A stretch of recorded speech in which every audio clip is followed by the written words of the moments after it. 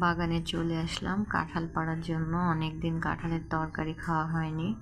আমার যা কাঁঠাল পাড়ছে, এই যে উনি এই কাঁঠালটাই পছন্দ করলেন, বললেন যে এটাই পুষ্ট হয়েছে, খাওয়ার মতো হয়েছে, আর অত তরকারি কে খাবে। সেই জন্য আমরা দুইজা মিলে কেটে অর্ধেক করে নিলাম।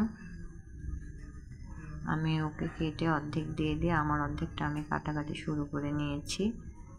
তারপর আমরা সবাই মিলে কাঁঠালটা খোসা ছাড়াই নিচ্ছি। রান্না করার জন্য প্রস্তুতি এক কথায়। মশলাপাতি রেডি। আমি এখন ব্লেন্ডার করব সবগুলো একসঙ্গে।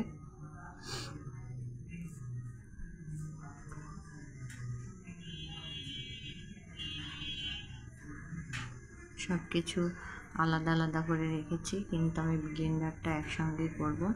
শুধু পেঁয়াজটা রেখে দিলাম, কিছু পেঁয়াজ।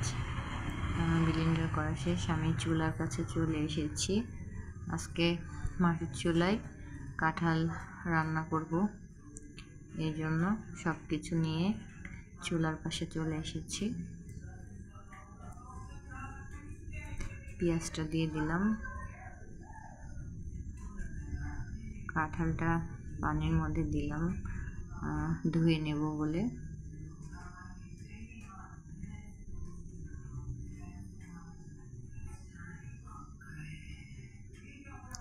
পেঁয়াজটা প্রায় ভাজা ভাজা হয়ে গেছে।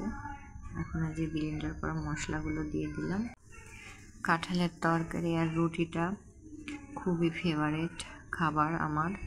তার সঙ্গে যদি একটু লেবু চিপে নেওয়া যায় তাহলে তো কথাই নয়, খুবই ভালো লাগে। আসলে এটা তো সব সময় পাওয়া যায় না, সিজনাল ফল, সেই জন্য অপেক্ষায় থাকতে হয় কাঁঠালের সময় কাঁঠাল রুটি খাবো বলে। তবে একটা জিনিস প্রতিদিন তো আর ভালো লাগে না। আমি মশলাগুলো ভালোভাবে কষাই নিচ্ছি একটু পানি দিয়ে। সব কিছু মশলাপাতি দেওয়া আমার হয়ে গেছে। সজের গুঁড়াটা আমি দিলাম। এবার কাঁঠালগুলো দিয়ে দিচ্ছি। কাঁঠালগুলো আমি ভালো করে কষিয়ে নিব। তারপর একটু হালকা করে পানি দিয়ে দেবো, কষানো হয়ে গেলে সেদ্ধ হওয়ার জন্য। পানি না দিলে তো আর কাঁঠাল সেদ্ধ হবে না, সেই জন্য পরিমাণ মতো পানি দিয়ে দিয়েছি। আটা ছেনে নিয়েছি রুটি করব বলে। আমার কাঁঠালও রেডি, মানে রান্না শেষ। আকাশে প্রচুর মেঘ, এখনই বৃষ্টি নামবে। রুটি হয়তো বানানো হবে না। সবাই ভালো থাকবেন। আল্লাহ হাফেজ।